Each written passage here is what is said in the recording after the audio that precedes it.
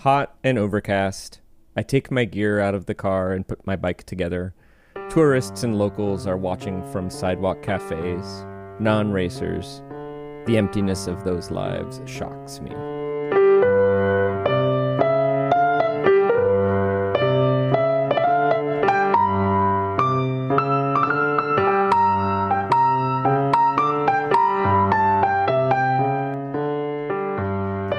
This is great. I love this I'm book. so excited you like it. I've been wondering about that for a while. Yeah. I was like, God, this is such a niche-y book. And I understand. I'm not sure that it is really. Right. I think that's. Or at least the niche isn't athleticism or cycling per se. It's a kind of, maybe the niche is jock nerd. Yeah, totally. Yeah, exactly. And it's just, yeah. I was wondering if it was going to clear that hurdle for you. And it's hard because I'm inside the culture, so I can't, I'm biased. So it's hard for me to see its effect. And so I'm so pleased that you're enjoying it, but it's true. I could watch bad surf videos. I could watch a bad surf documentary and enjoy it. I would prefer to watch a good surf documentary and enjoy it. But also, I'm just down to just watch some surf porn too. Totally. And that was what I was wondering was is this cycling porn or is this good? I think I have enough sort of critical ability to be I think it's good. But I'm really stoked that you are enjoying it, but we're totally getting ahead of ourselves. Yeah. We are discussing Tim Krabbe's 1978 novel, The Rider. Translated into English for the first time in 2002. And maybe we'll talk about why it's good. So this book takes place, we have a narrator whose name is Krabbe. And again, everybody, we don't want to just simply write speaker and author together, but that it feels pretty obvious that this is. We're certainly being invited to make that connection. And he's participating in the fictional Tour de Montigoual, a one-day 137-kilometer race in the French Massif Central.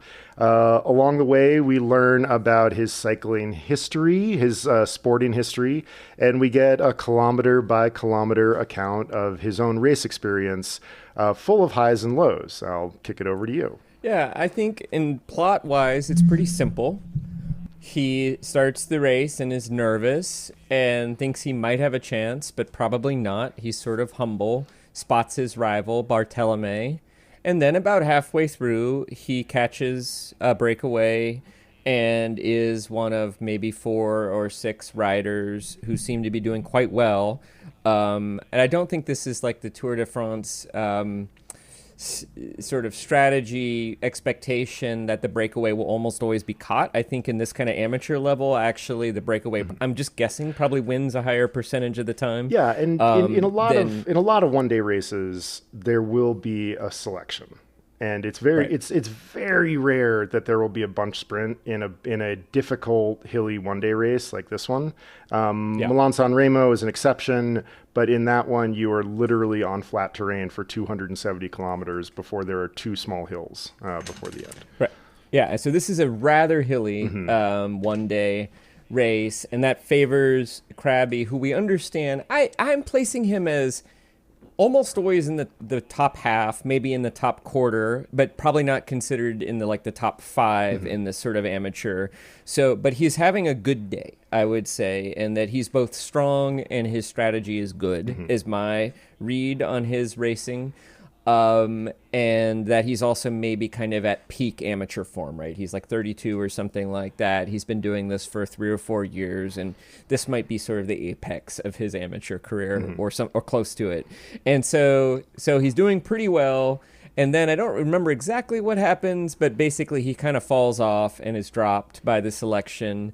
But then gets picked back up again by his friend Labusque, Labusque, the giant. He's not as giant as the other guy who's at one point described as a massive black taxi trundling away, which is just an incredible description.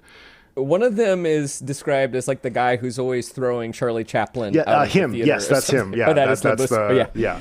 Yeah, that's the other one. Right, So because Krabbe says at basically- one point, I felt like he was about to throw me out of a restaurant.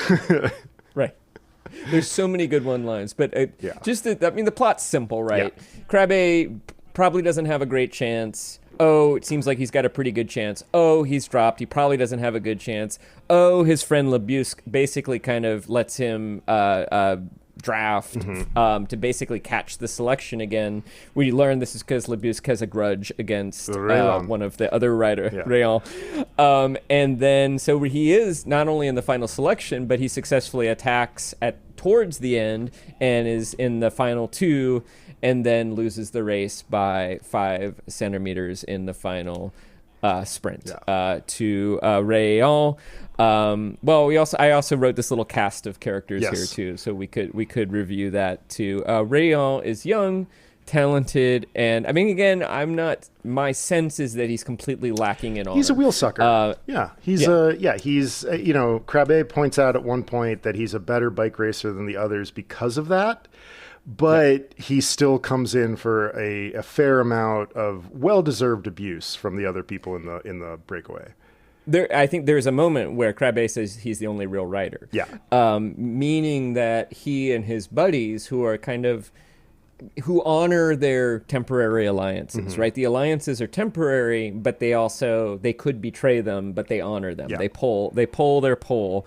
If they're gonna break or they're gonna attack, they do that at sort of the time that's expected and not in sort of sneaky ways. And they're not trying to suck wheels, but Rayon is win at all costs. Yeah. And sure enough, he wins at all costs. Yep. And let's see, who else we got? We got Kléber, Krabbe's training buddy, a good climber. My favorite character, the rider from Cycle Golf. Who, and it's great in like the rider fandom, there is a like massive group of people who have like tried to figure out like who is this actually, because it's the cycling equivalent of who You're So Vain is actually about. Yeah, totally. Who actually thinks this song is about them? Yeah. And there's a bunch of, there's all sorts of different things, but he fits in this place of a very talented, very good future pro who at the moment has not quite really like ripened into form. But the rider from Cycle Golf spends a lot of time off of the front, and for maybe about half of the race sort of occupies this like, is he gone? Like, what happened? Yeah. Like, has he truly gone up the road? And then Bartolome, Krabbe's rival, who actually, like, Krabbe met at his very, very first bike race. And they had, like, a good relationship for a while, and then it soured. And one has the sense that he is now eclipsed. Krabbe has eclipsed his rival, who he was in sort of in awe of first, and maybe there's a little bad blood for no other reason than that. Yeah. Let's dive. I mean, it's 100. It's not that many. It's a novella, and you don't really get the richness of the book from the plot. The plot is simple. Yeah. But the book is not simple. Yeah. And like the big question I have for you, like we've already started talking about it. Like one of the things we talked about during Three Body was, my sort of assertion that as the books went on, there was sort of less and less space for the reader. And it became more and more about Cixin Liu's sort of agenda and the story that he wanted to tell. And this kind of gets at my question about like, since I'm inside this book or in this culture, like, did you feel invited in to the sort of the action and the world in a way that like you felt like you were a participant, in the way that we usually want our readers to be a part of the action? Yes. And let me read page 1. Okay. Moiré, Lozère, June 26, 1977. Hot and overcast. I take my gear out of the car and put my bike together. Tourists and locals are watching from sidewalk cafes. Non-racers. The emptiness of those lives shocks me. It's a poem. Yeah. It is incredibly specific and incredibly universal.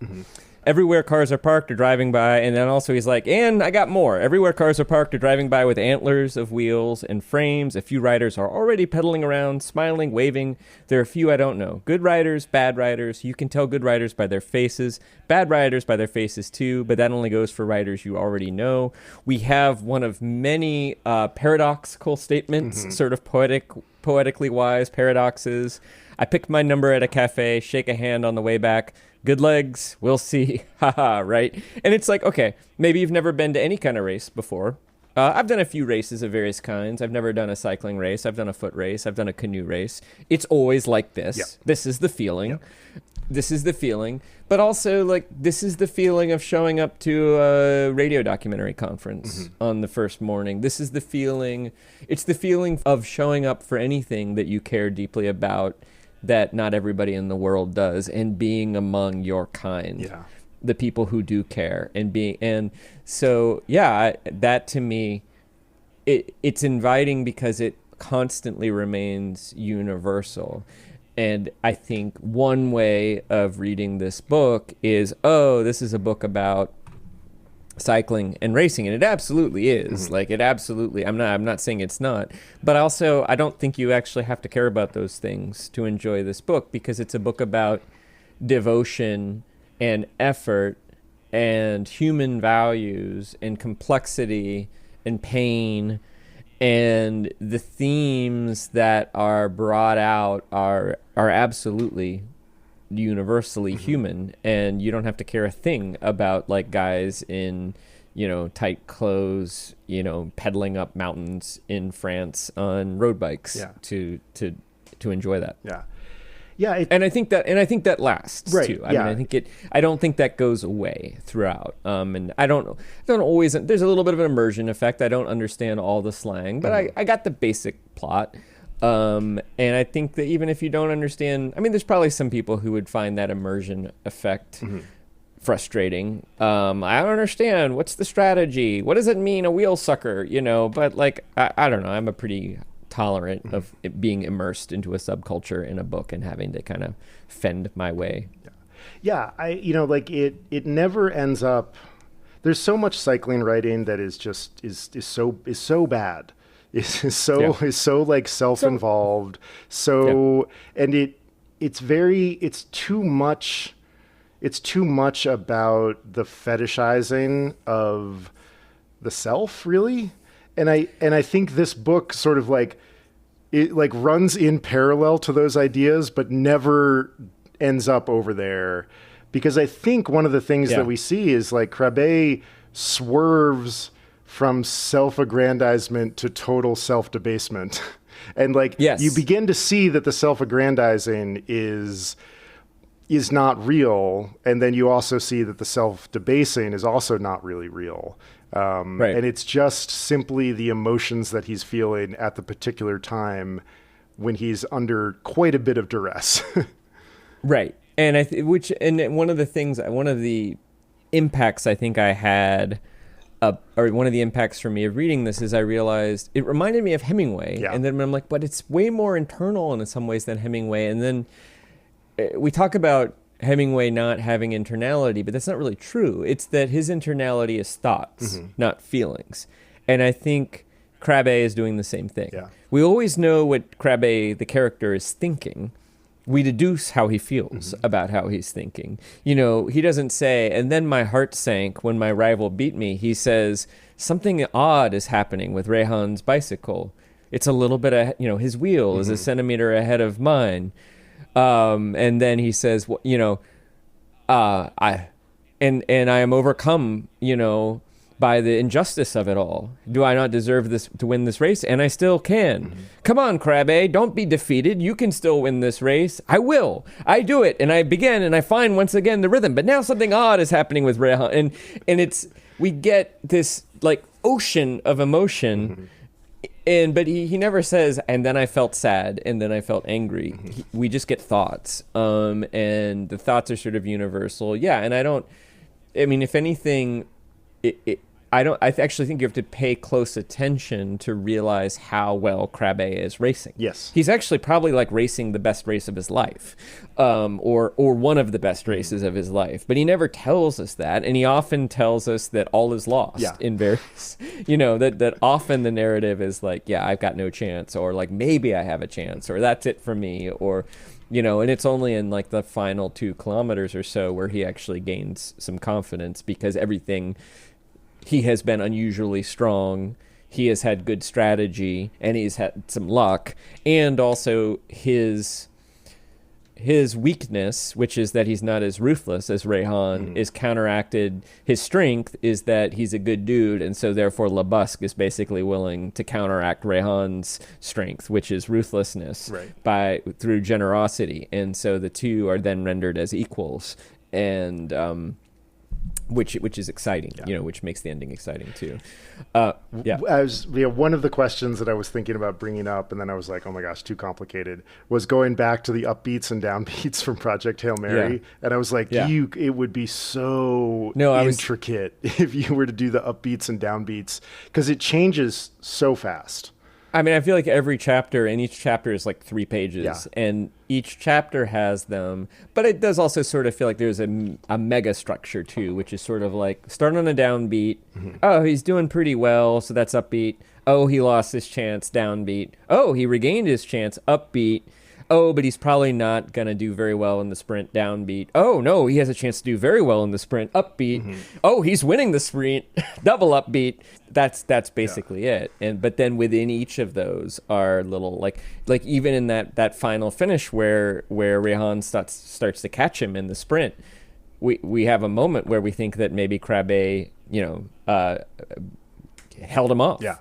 He appears to have held him off, and then he doesn't. That sprint narrative, like, it goes on so long. It's like so. I just reread it, and I read it as an audiobook, and I was on my bike, and I went about a mile. And that included being at a traffic light too. Yeah, it was incredible. Question for you: you are an avid cyclist and a racer. And I believe that you started around the time this book was translated into English. So I'm curious, to what degree has this book inspired you in that interest and enthusiasm? It's a 2-part question. That's part 1, and then when I hear the answer, I have a part 2. Very much so. I discovered this book when I moved to Portland, so about 6 years after it was translated. And I can't remember what the context were, but it was very much at the time. I mean, I was 29. Like I was the same age that Krabbe is in this book, sort of also discovering too late that like I had a talent for endurance. And I really want somebody to turn this into an animated something. Like I remember being out on a run in Forest Park, and I think I was listening to it. And I was like, oh my God, this needs to be, I was like, I feel like this could live as like a beautiful, weird, poetic, animated thing.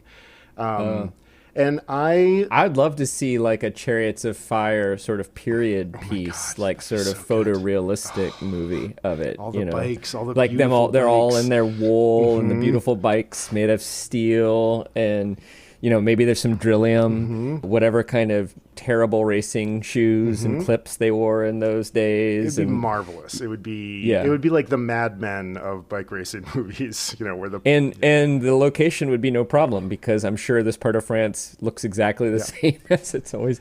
So it did have a real effect on me. And I think I learned a lot about how to race a bike from reading this book, because this book, if you want to learn how to race a bike, this is the book to read.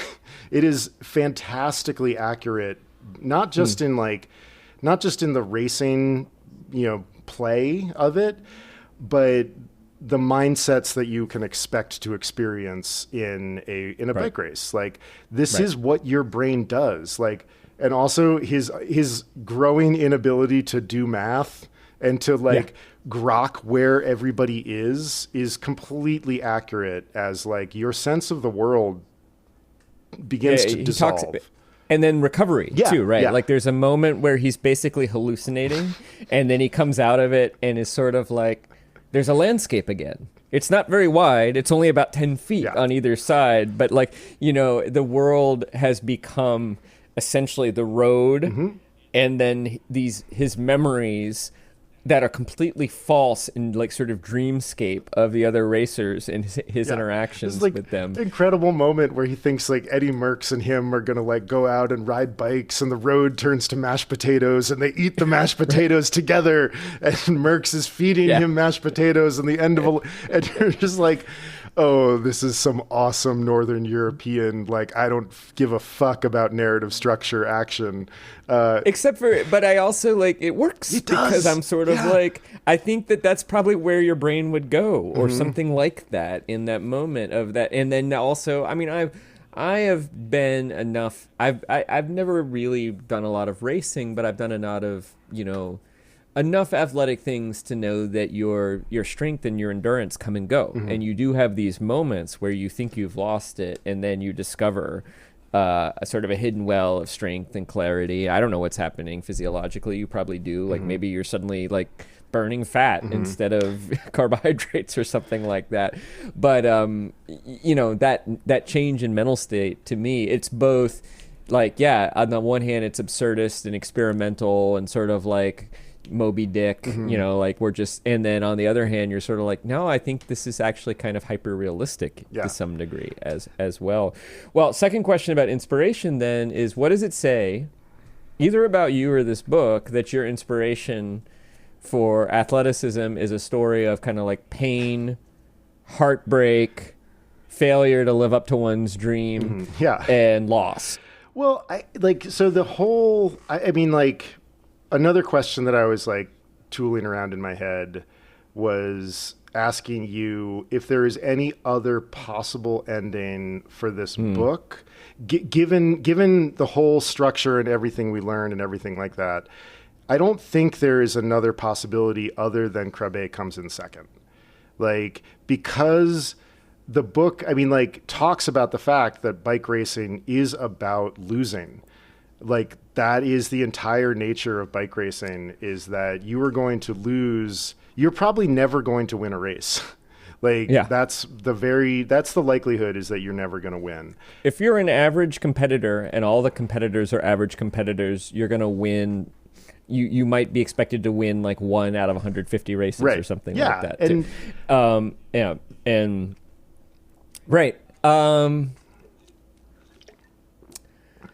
okay, this is what I think about this. I was thinking, like, is there a way of narratively making it so Krabbe wins that doesn't feel unsatisfying? I think there probably is. Yeah. I think it probably involves more of a blood sacrifice. Like, maybe LeBusque would have to die rather than, like, you know what I mean? Totally. Like, I think that's what we've learned. Like, LeBusque would actually, like, just pull him, or something like that would have to happen to make that work. There'd have to be a greater cost to that victory. But I think a great writer could do it and still have it satisfying. But it would have to seem incredibly improbable until the last, and then something would have to happen that was set up very early on that surprised you and yet made sense. And I don't know what that would be, I think the one place I could see that going, what you're talking about. So Tessonnière, I think, is one of a rider who crashes on one of the descents, and and he and Krabbe have a bargain that they won't chase each other down if one of them is up the road. I could see an ending, going off of your blood sacrifice, where Krabbe betrays that trust, and the blood sacrifice is the friendship. And in that story, Krabbe becomes more like Rayon, who he does not admire. And so, there is, this is like, I think this is a book about contradictions, that there's honor in bike racing, but the way that you win is by never being honorable.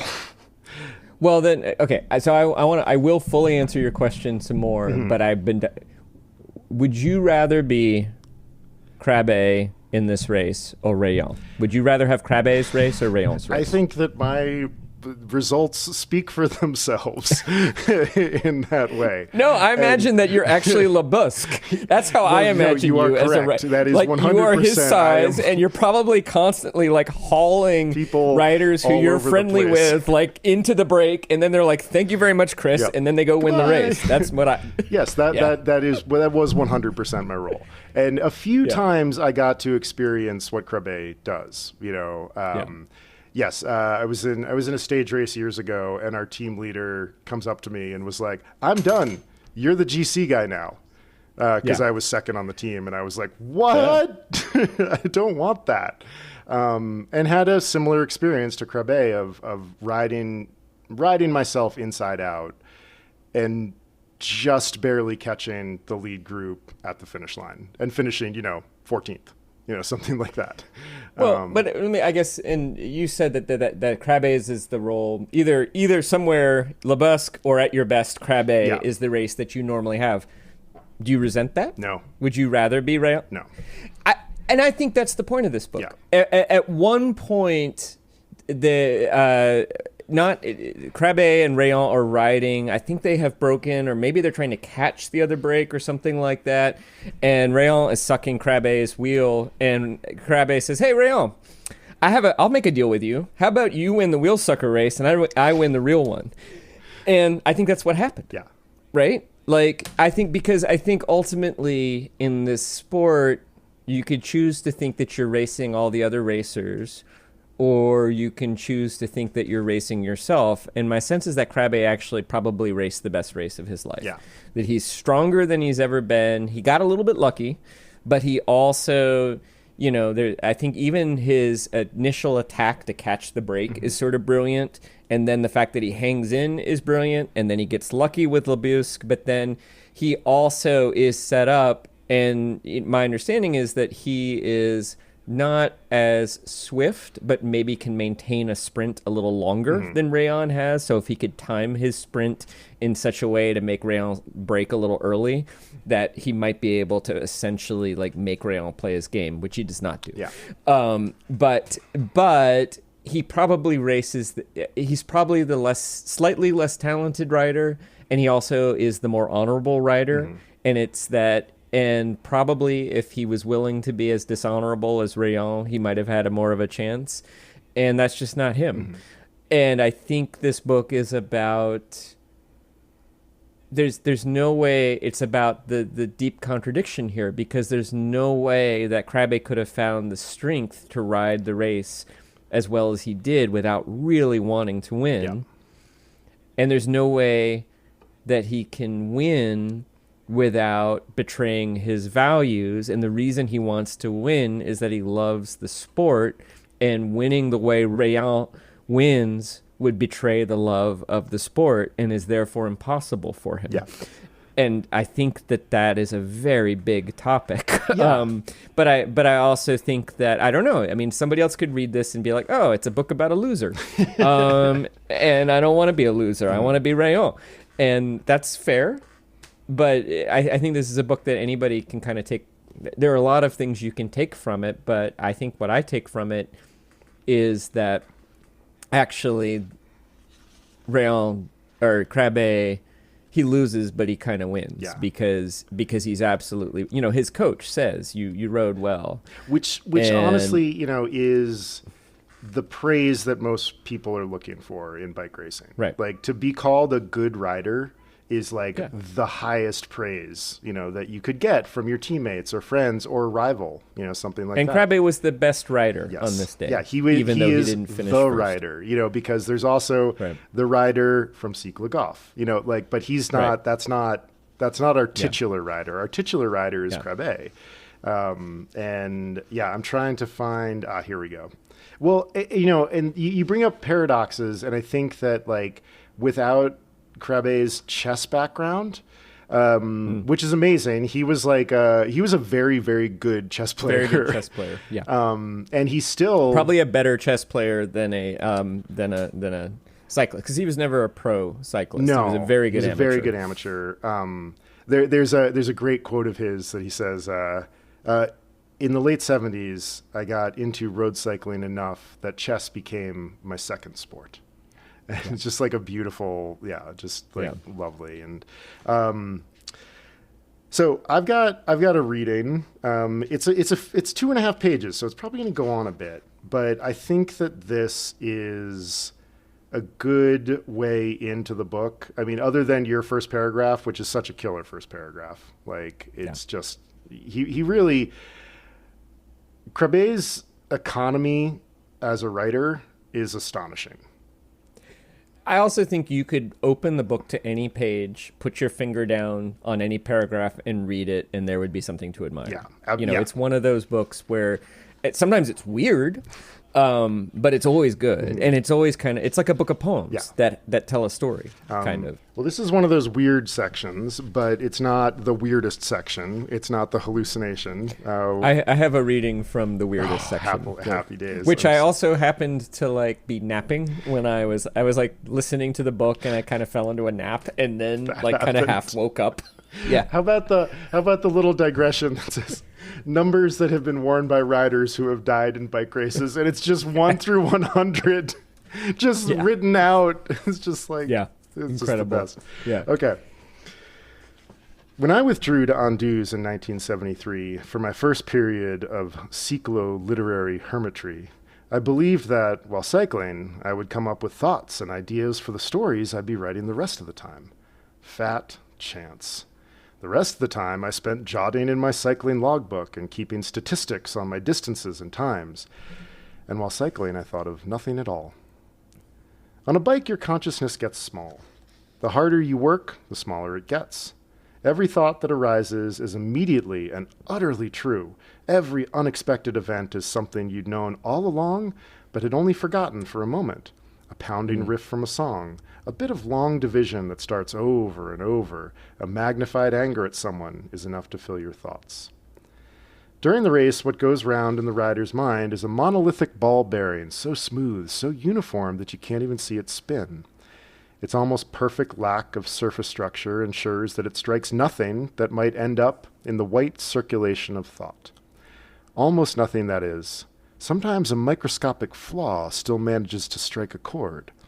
From race to number 203, Evening Criterium at Groot Amers, May 30th, 1975, I remember the sound brink, pronounced as 2 syllables, that popped into my mind every time at the same street corner, 20, 30, 60 laps long, that I ruminated over, the way tongue and teeth can play with a half-forgotten wad of gum a feature film long, until I was back at that corner, and brink was refreshed in its original form. Why not some other corner? Why brink? We know little of the workings of the human mind, as a mass murderer's lawyer once told the courtroom. I once gave myself the assignment of inventing a completely random word. Completely random, is that possible? And all of a sudden, there it was. Bat-to-woo Greek Greek. Bat-to-woo Greek Greek. Is that a name? I don't know anyone who answers to that. No one will ever be able to tell me where Bat-to-woo Greek Greek comes from. A few million years of evolution haven't resulted in brains that can understand themselves. Why is there, somewhere along a training route near Amsterdam, an elm that reminds me of the chess grandmaster Jan Hein Donner? Every time I see that elm, I think Donner, and then I see him before me, 10 meters tall. That kind of thing. No, then give me chess. As soon as you start playing, the smooth monolithic bearing is replaced, as in a modern typewriter, by a ball covered with ridges, angles, bumps, protuberances. That ball spins around like mad, indiscriminately knocking all kinds of things into your consciousness. Soup that was too cold 7 years ago now. An old game lost to an up-and-coming youth champion with a completely different opening, but with the same brand of chewy caramels beside the board. A botched perpetual motion machine you saw somewhere. 6 new things every minute, to say nothing of the conversations with other players during the game that sometimes actually have subjects. In bicycle racing, that's all different, which is why I don't believe the rider who, during a training session in the dunes between Noordwijk and Zandvoort, told me how he had seduced a woman during a criterium. She was standing behind a crash barrier when he discovered her, or she him. If she'd told me, I would have believed her. Every 100 seconds he came barreling past, and so their love blossomed as prettily as a flower in one of those time-lapse films. 10 laps long, they smiled at each other. For another 10 laps, she winked, They began running their tongues over their lips, and by the time the race was approaching its decisive phase, their gestures had become downright salacious. He said so, but I don't believe him, because he's a very good racer.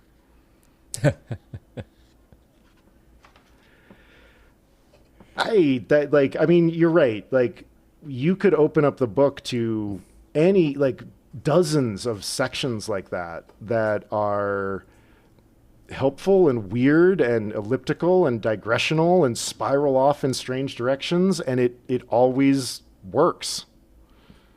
And the cat is always about the same house. Yeah, that's probably what holds it all together. That there is, I mean, it's that last sentence that you're sort of like, whoa, you brought that right back to what we were just talking about. Yeah. And I didn't, this spiraled way farther than I was expecting, and yet we're always on a bike. We're always talking about riding. We're always talking about what a rider is and what a good rider is and what a good rider isn't, and what a competitor is and what a competitor isn't. Except for the reading I want to do. Yeah, let's do it. If I may. So let's see, where do I think I bookmarked it. Yeah. Okay. Here we go. So I'm trying to remember if he had already been dropped at this point from the selection or the break, or if he was hanging with them, but kind of losing it. So this is, I don't quite remember, but this is this sort of like chapter where he just reminisces about all these different riders. Yeah, the little ABC of cycling. It's the ABC of cycling, right? And we're already, this is like maybe the third or fourth one, and it makes no sense. But I also want to keep in mind that like Labusque is the character here, and Labusque is an important character. He's a character we've met this entire time, and he will continue to be important to the story too. Labusque and I once went out for an evening with the Labusques. We had agreed to meet in the station restaurant. We were barely seated when Labusque insisted on a test of strength. A little arm wrestling. I was able to get out of this by saying that I already knew he was stronger than me. Labusque then began eating his glass. He chomped on the shards. I considered this a banal display of sturdy teeth, far beneath his dignity, and told him so. Besides, I was afraid he would cut himself. It's much more clever, for example, to let salt come pouring out of your hand for half an hour or so, I said. Aha, Labusque said. That is the most spectacular trick of the famous magician Fred Capps. We are great admirers of his. And he and his wife began talking excitedly about a Fred Capps show they had once attended. Merc, Eddie, once asked to borrow my fork, etc., etc. And we're on to the next one. And a little bit after this, like maybe a kilometer or two later, there's this moment where he's like, notices that he can see the trees again, and he says something like, I'm having thoughts again. Yeah, right. Yeah, exactly. Yeah. But I'll just ask you, like, does this Labusque of this absurdist flashback resemble the Labusque, the character that we encounter through the rest of the book? Yes, I think so. It does. Yeah, 100%. Yes. Like his sort of sturdy enthusiasm, indestructible, enthusiastic, cheerful, as he's sort of agreeable, glass. Like, also kind of like asking a little too much of Krabbe. Yeah, but Krabbe sort of needs to fend him off a little bit. It's all consistent. Yeah. It's just a lot weirder than the, photorealistic version of Labusque that we get earlier and later. Which I think is, what's amazing about this book is the hallucinations work as well as the direct, the denotative narration, of like the whatever is happening at the moment. I feel like the hallucinatory parts are just as effective. You learn just as much. It takes you just as much in the argument and the mission of the book. And I think, in a lot of ways, I think that this book is about the nature of reality and the nature of truth. Yeah. Because, I mean, there's that moment he talks a lot about through the book about Anquetil taking his bidon out of his carrier and putting it into his jersey to lighten the bike on the way up. And at some point, they're talking more about that. And Krabbe says that in all of the photographs of Anquetil climbing, his bottle is in his bottle cage. And then Krabbe says, those photographs are inaccurate. And like, there's this, it's like, we're sort of in the truthiness. Print the legend. Right, yeah, exactly. Right. Yeah. Yeah. And it goes back to Krabbe says that this is based on a real race that he rode, but he also said, he changed any detail that he needed to tell a better story or something like that. And too. It goes back to like, some of the stuff that I read in Lawrence Weschler's class and that you and I were talking about 20 years ago about, like, Orwell is in Spain and like just making up bars, like, and passing them off as real. And then when people sort of challenge him about it, he's like, no, that bar doesn't exist, but I needed that composite to tell the story. And I like, this is that idea, but, seen through this lens of this kind of mind-bending experience of bike racing, which is very accurate. I think one of the things that just occurs to me here, I mean, this is, I think, one of the things that elevates it over bike porn. Yeah. One of the things I was just thinking about is, in my sort of example of surfing documentaries, often what happens in sporting documentaries is some athlete is made to sit for an interview, and what they do is say the sort of things that they think they're expected to say in a sports documentary. Yeah. Sort of like, it's really, I don't know, it's just sort of like me in the ocean by myself in the morning. I kind of go out there and just helps me if, whatever I'm stressed out about is just gone, and I might just be noticing the color of the mountains or thinking about that next wave. Or, maybe I just noticed the plume of a dolphin breaching or something like that. And you're like, I mean, maybe all of this is true. You're not lying, right? But you're sort of searching for profundity. Right, yeah. And I feel like Krabbe is just like stumbling upon profundity. Yeah. And I also feel like this book, I mean, I don't know, perhaps there are writers out there who could sit down and write for 2 hours every day and at the end of it end up with this book. But I don't feel like that's what happened here. To me, it feels like this is somebody who's an avid journaler who then took all his journals, either photocopied them or just tore them out and threw them on the floor and then walked around and put them into order and then transcribed, threw some away, transcribed that, and then edited that into this. That to me, this feels much more like the sculpture,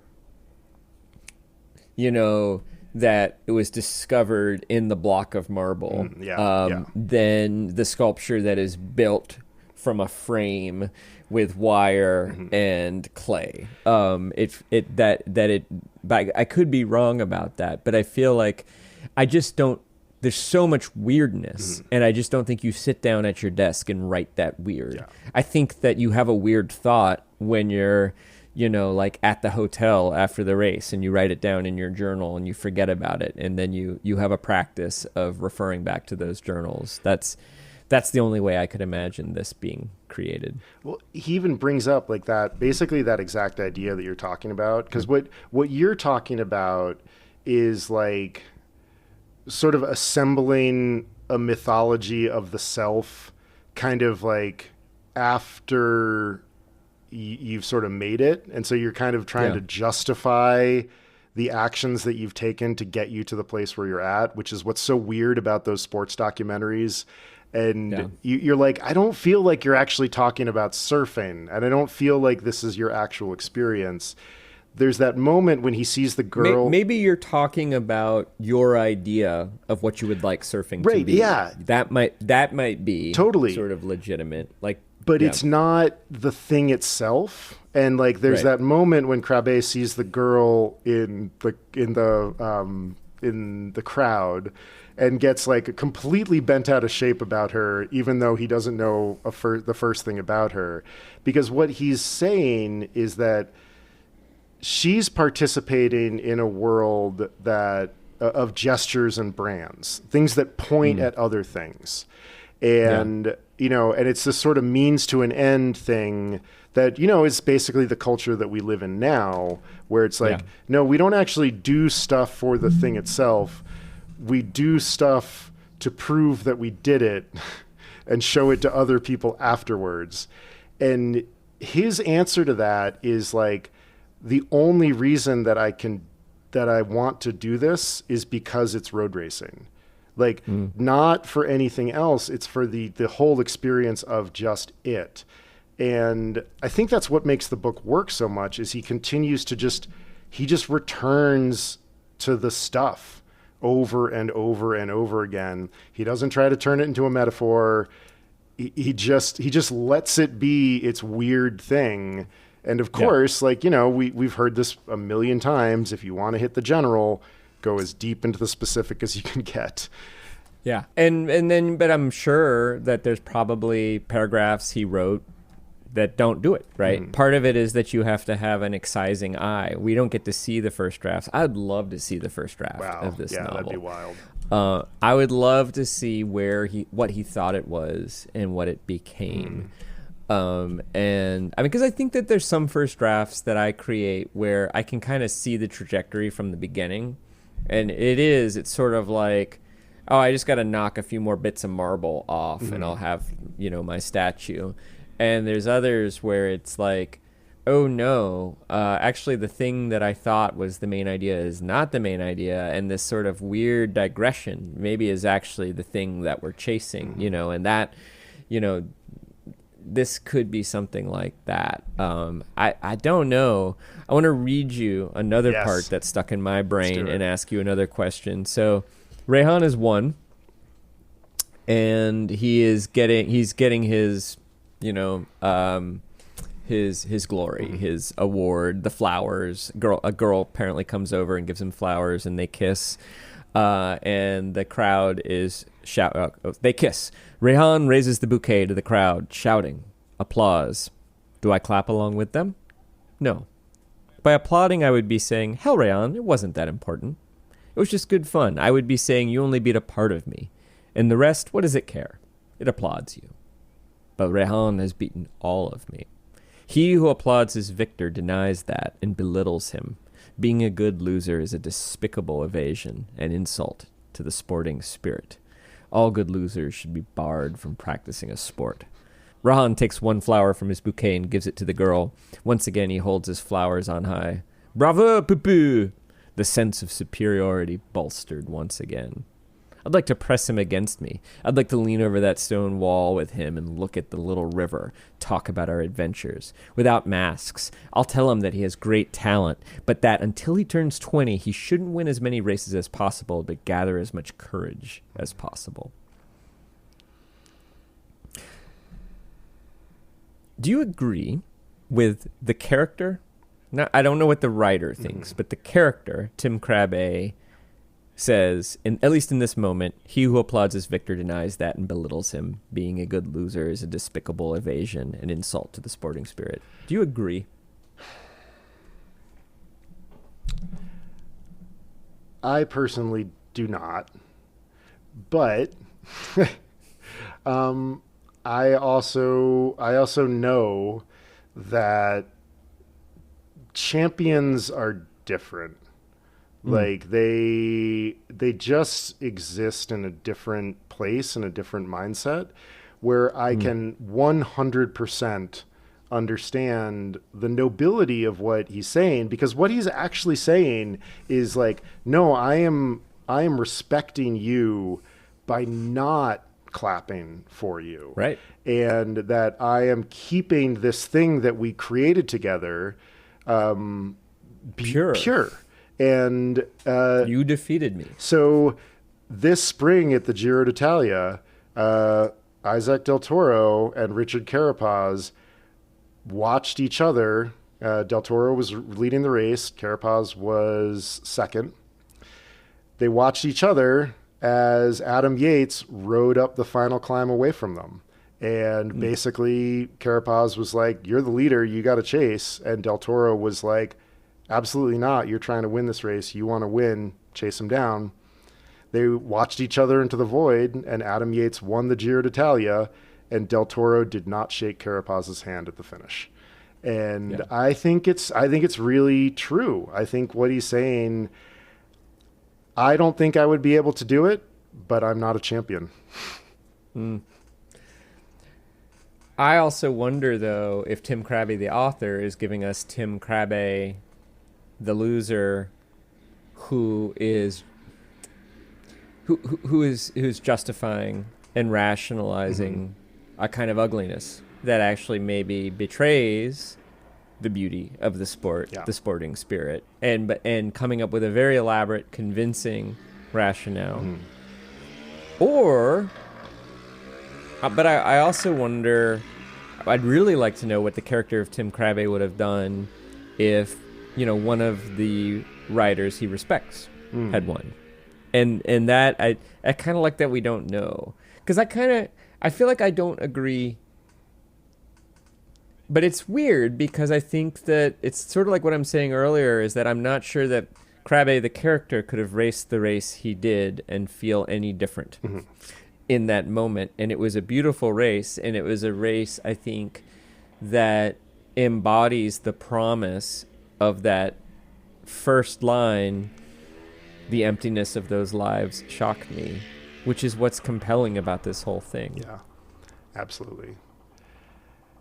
I think we should go on. That's a great place to end. Because we could keep going for hours, I think. I think this book is one of those show and tell books where you're like, you just want to keep throwing out quotes. And so, listeners, it's a short book. Please go read it. So we have our usual, will you read this book again?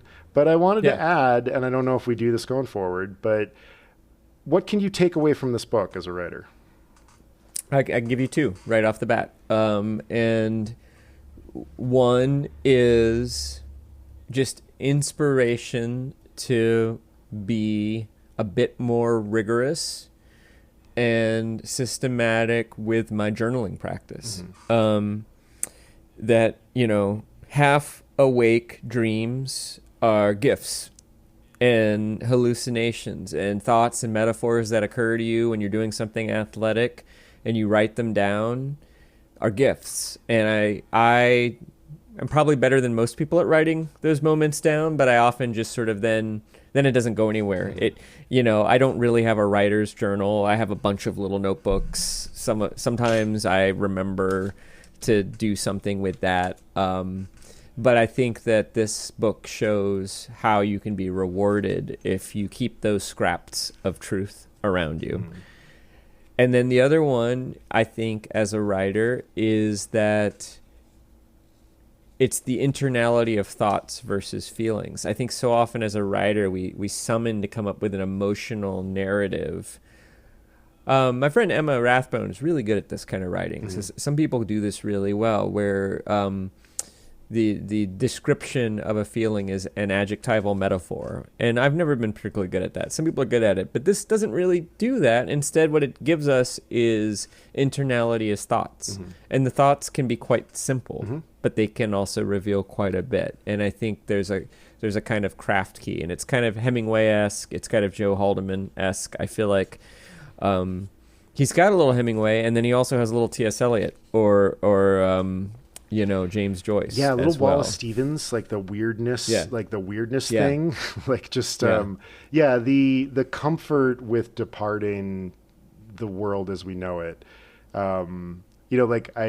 This came to me just as you were talking. There's this wonderful moment towards the end. I think it's after the race, or maybe it's when he's cycling through one of the villages, and there's a few old men on the side of the road, and they look at him, and one of them says, "Batuo Greek." And Krabbe says back to him, "Batuo Greek." And I missed that. It's wonderful because you're incredible. Like, it's just such a great payoff of this thing. And you're right. Like, it's speaking to that same thing of like, he does a lot of the direct address of Hemingway really well, but he's got all these other authors like baked in as well. So sounds like you're going to read this book again.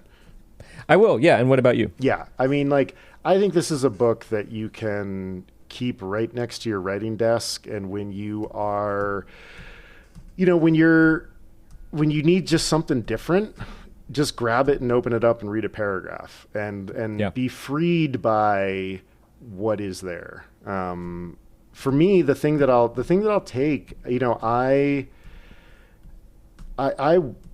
have a looping brain. We've talked about this before. Like my desire to pack digression on top of digression is something that I have to keep under wraps most of the time. But I think what this shows me is that used tastefully, that those moments can have real great illustrative power. And my issue... this would be a boring book if it was just the race. Yeah, it was so boring. I mean, it'd be okay. It would be okay. It would be like a pretty good magazine piece, right? Like, it would be like, it was a good magazine piece. Semi-non-fictional sort of memoir. Perfectly fine. Yeah. But, my struggle as a writer is not knowing when to stop. Well, that's my struggle in life. But, and I think that this book both gives me permission to let that part of me free every now and then, but also reminds me it's powerful spice. And I would be better served, and most writers would be better served with the concision and the lightning bolt of that first paragraph. And, most of us have the power to write that kind of surrealism, the broken glass dinner. It's really more how he deploys it and how tastefully he deploys it. Powerful spice is a really good way to put it. You're absolutely right. When he catches Despouche, he opens his mouth and Krabbe says, his teeth look like the broken glass on top of a wall. And you're like, oh my God. And there's another, it's interesting, the image of broken glass comes up 3 or 4 times too. I mean, I think that's the other thing, is that when he's playing like that, there are little resonances. Mm-hmm. It's in the same way that when you're having a dream and you're like, oh, I know why, tree roots made their way into my dream. I was digging up tree roots, like, or something, like that. I think it's a profound lesson in all of those things. I think you're the host. All right. So trivia. So there is I was reading a little bit about Tim Krabbe, and there is a real life anecdote that he shared with a journalist that did not make it into this book, about what inspired his love of racing. And for the life of me, I have no idea why it didn't make it into this book, because I really feel like it would have fit right in and added a lot. So which real-life incident does Tim Krabbe say inspired his love of cycling and racing, even though he doesn't write about it in this book? A, he had a friend who was proud of a time trial personal best on a road bike, and Krabbe beat it riding a hybrid bike, and that convinced him that maybe he had some talent for this. Hybrid bike being like a mountain bike with road tires on it, not designed for the kind of speed that a road bike is designed for. You know this, but I'm saying this for the listener. B, he was watching a race as an 11 or 12-year-old with another kid who was kind of a bully. And the riders happened to take a nature break at that point, and Krabbe saw it coming and got out of the way, but the other kid did not and got hosed. And Krabbe thought that was great, and wanted more. So that's B. C, his uncle, his mother's brother, was a successful amateur racer, kind of just like him, in, I guess, probably the 50s. And his mother drove the support car with Krabbe as a toddler, like in the seat, like watching the mother sort of follow along and, like maybe occasionally do a repair or, do whatever the support cars did in the 1950s. And then D, he used to hang out and pick up girls as a teenager at the velodrome in nearby Belgium, which was called the Monde de Lanneau. Nice. Very nice.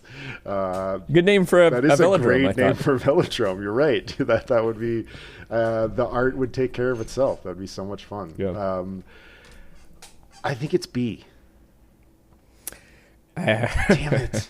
It's actually A. Really? But I'm very happy because I was reading about nature breaks Yeah. last night, and it was like, oh, I have to work this my into God. trivia somehow. Well, it just speaks to the ideas of like justice and comeuppance and like Yeah. filth that Yeah. that are so endemic to cycling. That one felt weird enough and perfect enough. I was sort of like, that first one is a little close to him riding his cruiser bike. When he was doing his early time trialing as a kid. And I was like, Right. that feels a little too close, but And maybe that is how that narrative did make it in too. But I thought the way that I read the anecdote was that it was like a friend in his 20s who was kind of like an avid cycler and was like kind of like excited about, like he had gone to a velodrome and like done and was kind of like bragging about it. And Krabbe's like, I wonder, I used to be pretty fast as a kid. I think I can I'm beat gonna that. try this. Yeah. Yeah, That sounds but you're right. that It makes is sense. similar to that And- anecdote too. But I love the nature break. Bravo. You have been Well- writing very convincing copy recently. It's been really good. Thank you. Yeah. I was reading about nature breaks last night because I was reading about breakaway tactics and also kind of like sandbagging tactics for teams in the pelotons. And apparently, an occasional sandbagging tactic is to call a nature break when one of your teammates is in the break. Which it's like, but apparently it's sort of like everybody knows, but it's also kind of like, yeah, we're gonna have to do one anyway at some point. But then I was just like, wait, are you saying that like 100 people just like pull their penises out, yes, absolutely. like wherever they are, Yeah. at the same time? And like, what happens to the cameras? And like, whenever I see racing, there's spectators everywhere. Yeah. That's what happens. And actually, it seems like very frequently there are, people see more than they bargained for, or maybe just as much as they bargained for. Yeah, depending on their predilection. Once a summer, in the Tour de France broadcast, if you are watching carefully, you will see a dong. Because very, very often the cameras are quick enough, but it gets through every now and then. Yeah. That's I was reading that is in fact the case. Yeah, even on live TV. And that's also why that often they will radio in the nature break, and part of that courtesy of that is to give the broadcasters time to cut away. Cut to like an overhead shot or cut to the break from the peloton or something like that too. It's sort of this. That was an astounding one of those details about a sport where you're like, really? Yeah. I guess so. I guess I was like, I guess I thought they just sort of held it, and I was like, well, that's a really long time. Yeah, and you're drinking a lot of fluid. No, the way that they happen is really odd. It's sort of this like mass tacit negotiation. Where there's a lot that is not spoken, but eventually... Well, and you're not supposed to break during the nature you break, don't. right? You're not supposed to sprint. But you can certainly just not choose to participate in the nature break. Right. And that's either frowned upon or accepted or whatnot. But eventually everybody decides that this is the right time to pee, and everybody pulls over and y'all pee. Is it sort of like if you, like in NASCAR, there are racers who will sort of forego their final pit stop, knowing that they might not quite have enough fuel, but they think they do, and they're basically trying to save themselves 10 seconds. Is it a little bit like that? Yeah. That could be part of the strategy, which is like, I'm not going to pee this time, I'm going to keep riding. But then...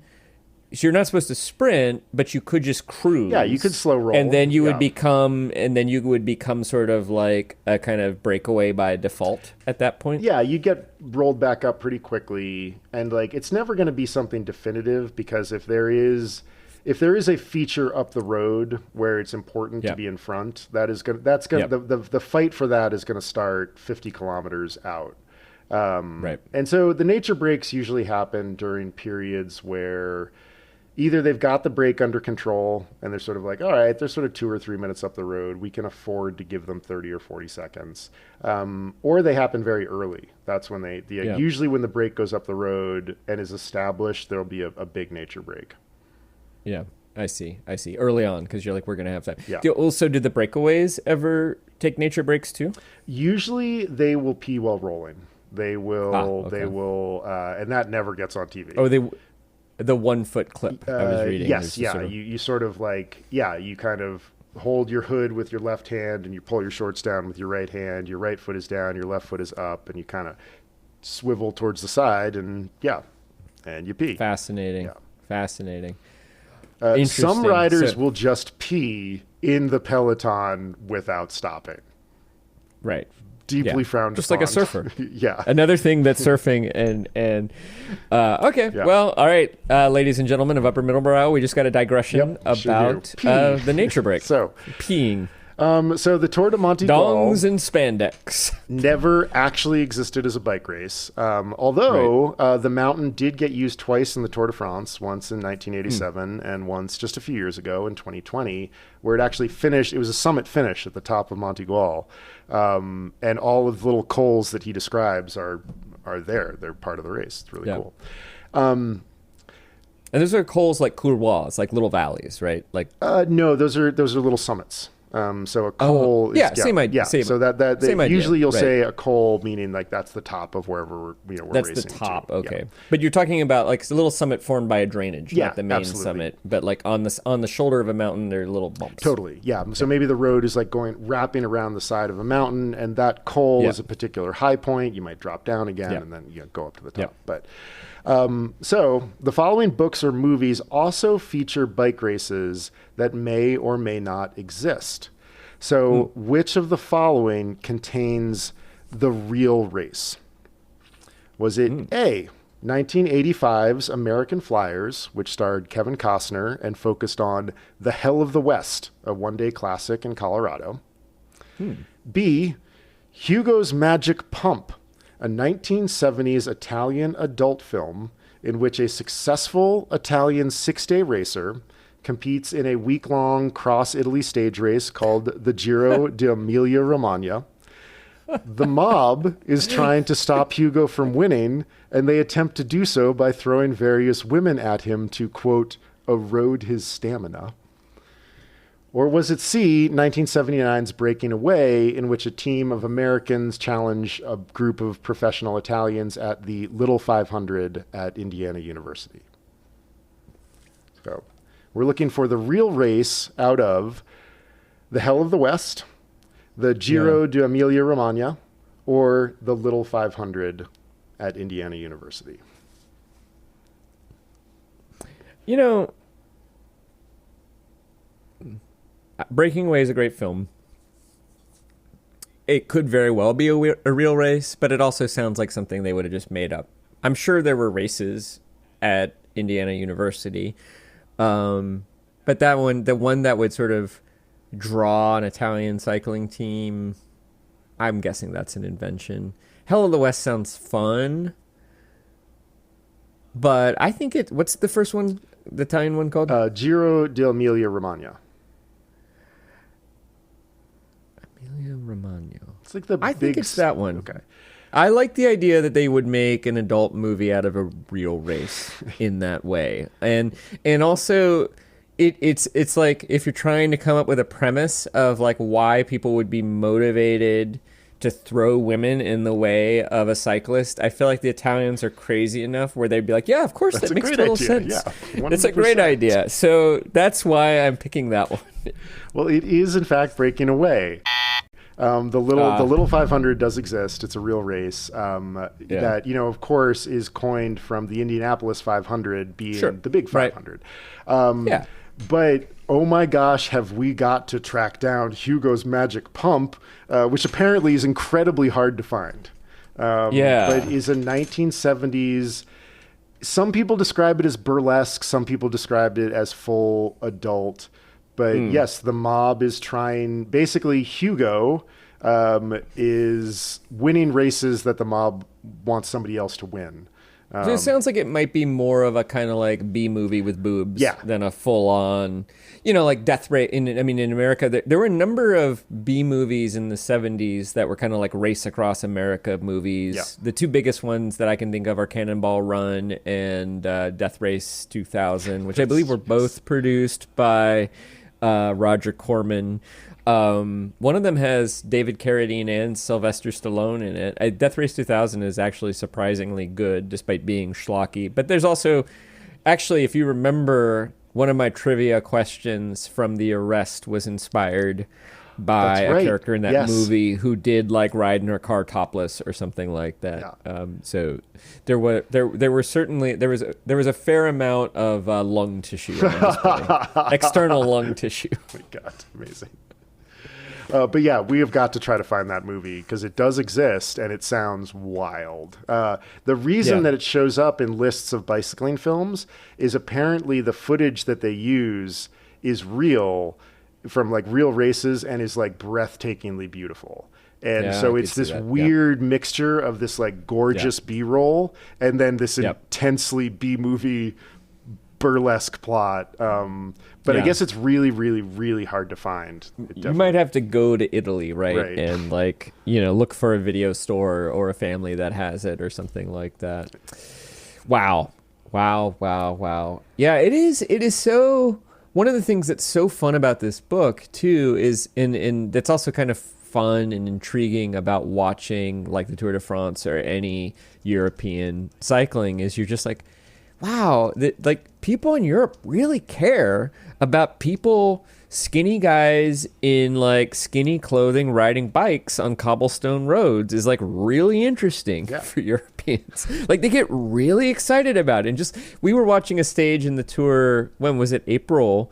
And it's just like, there was never not wall-to-wall people shouting, and that happens. How many stages are there?